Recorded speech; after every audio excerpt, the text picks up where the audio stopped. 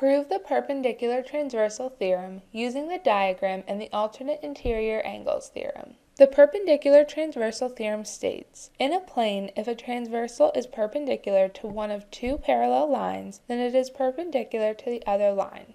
So you are given that line H is parallel to line K and line J is perpendicular to line H. Prove that line J is perpendicular to line K. Begin with the statements and reasons table.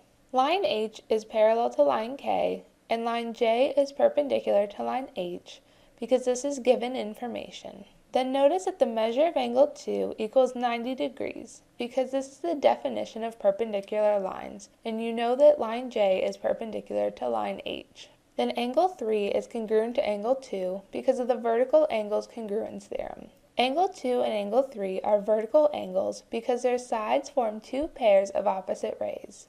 Then angle 3 is congruent to angle 6 because of the alternate interior angles theorem. Angle 3 and angle 6 are alternate interior angles because they lie on opposite sides of the transversal and inside the lines H and K. Then angle 2 is congruent to angle 6 because of the transitive property of congruence. So because both angle 2 and angle 6 are congruent to angle 3, then they are congruent to each other. So the measure of angle 2 equals the measure of angle 6 by the definition of congruent angles. So the measure of angle 6 equals 90 degrees because of the transitive property of equality. So because the measure of angle 2 equals 90 degrees and angle 2 is congruent to angle 6, then the measure of angle 6 equals 90 degrees.